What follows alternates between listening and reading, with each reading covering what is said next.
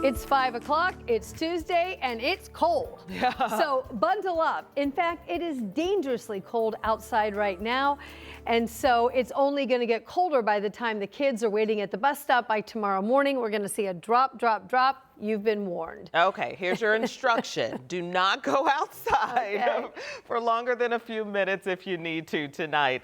Angela's at the Weather Center. She's been tracking this dangerous cold. So don't be outside for longer and follow Angela. Yes, all the layers. You're going to need all the layers over the next 24 hours. I feel like we've been talking about this off and on for the last week, and I have a feeling we're going to be talking about it for the next couple of weeks. No major change in our weather pattern. I'm going to talk cold in just a second. I do want to start with new information from the National Weather Service office out of Wilmington, Ohio. They have issued a winter weather advisory for a few of our eastern communities. So Richmond, Connorsville, this includes you, Liberty, south to Brookville. Thanks to these bursts of steady snow that continue, some gusty winds reducing visibility. Again, this came out about a minute ago, so we're just getting that new information. Just want to make sure you're aware in the eastern part of our area, winter weather advisory for the next few hours.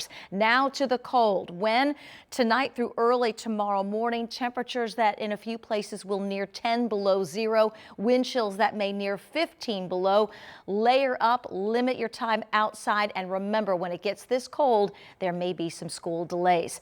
If you're headed to the Pacers game tonight, you'll need the heavy coat. Temperatures in the teens now, single digits as everyone heads home, and these are forecast low temperatures all of central Indiana below zero tomorrow morning. All right, Angela, and you can get real-time alerts on the cold sent straight to your phone. Download the live Doppler 13 weather app today. It's free in your phone's app store. Tonight here in Indianapolis, the trial for the man who's accused of shooting and killing a Dutch soldier who was visiting our city is now underway. Shamar Duncan has been charged in his death.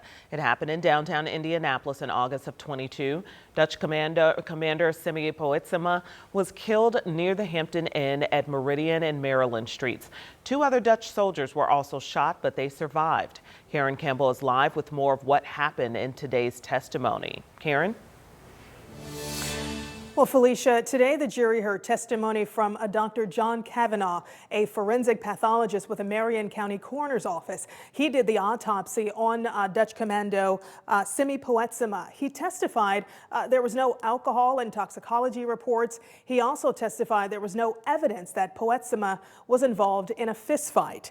Now, Shamar Duncan, as you mentioned, he is on trial for murder, attempted murder, and disorderly conduct for allegedly killing Poetsema and injuring two other soldiers that night. The night of August 27, 2022, prosecutors say Duncan and two other men allegedly got into a fight with the soldiers. When the soldiers walked back to their hotel, prosecutors say Duncan followed them in his truck and then opened fire. In court, the jury heard testimony from Melvin Hall. Hall was he was the on-duty supervisor working security inside the Hampton Inn that night. Take a listen. To my left, heard, it sounded like a machine gun going off. And as soon as that machine gun, sound was heard, my training kicked in. So I went to what we call our POR, which is our point of retreat. The point of retreat is an area that we create in any security plan for it's literally a worst case scenario situation. We have to make sure that we protect everybody in the lobby. The staff has already been trained on where they're going to retreat to. And we have to literally hold the line until somebody else gets there. And Hall's body camera showed two of the victims making their way inside the hotel lobby for safety. Now, the prosecution also presented two witnesses today who testified as to what they saw leading up to the shooting. You're going to hear from at least one of them coming up tonight at 6. All right, our coverage continues then. Thank you so much, Karen Campbell. Well, today the man who is accused of stalking Fever star Caitlin Clark faced a judge for the first time in Indianapolis. This man is now facing felony stalking charges. His name is Michael Lewis, and he's accused of driving from his home in Texas Here to Indianapolis. Today, Lewis had some outbursts in court and even at one point admitted guilt. However, the judge intervened, telling him today's hearing is only for him to learn about the charges he now is facing. Lewis is accused of sending over a dozen sexually explicit messages and threats to Caitlin Clark on social media.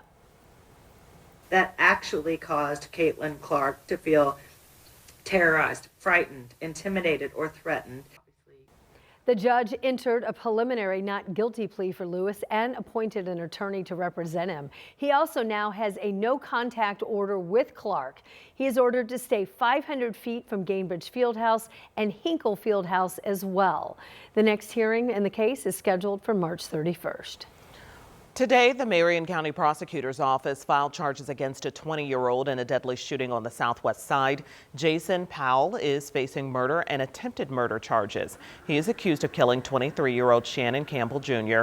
on January 3rd near West Morris and South Belmont Avenue. Another person was also shot but survived. Powell was found yesterday by detectives and arrested.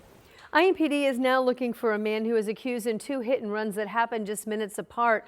One of them killed someone. IMPD says that Caden McCall was driving the van that hit Jeremy Davis on his motorcycle. It happened last month near Post Road and East 16th Street on the east side. Davis later died at the hospital. If you know anything about this case, you are urged to reach out. You can do that by calling Crime Stoppers at 317-262-TIPS. Westfield announced today plans to add developments where Grand Park currently sits. Our Marina Silva shows us how they plan to expand that area and why. Grand Park in Westfield is home to more than 2 million visitors a year. Now, the city wants to increase that by developing the land in front of it. What we lack right now is tourists coming in and not only here for the tournaments, but also shopping in Westfield, eating restaurants in Westfield, entertaining in Westfield. Right now, it's just a snowy open field, but the city of Westfield wants to add a 10,000-seat sports stadium and either an ice rink or another sports headquarters for people to enjoy. There's going to be some spots for corporate headquarters for businesses in the world of sports. We're looking at some family entertainment lots. We've got some mixed-use development. Mayor Scott Willis says this has been a vision of his since he started in 2024. We just signed a contract at the end of 2024 to lease out the operation of Grand Park. So GPSC will come in and they're going to manage the park moving forward. That's going to generate $140 to $150 million in lease revenue here. We'll still have to use other financial tools like TIF to capture revenue to be able to build the parking garages and the infrastructure that's going to go into this. The first phase of the project will start this year. In Westfield, Marina Silva, 13 News.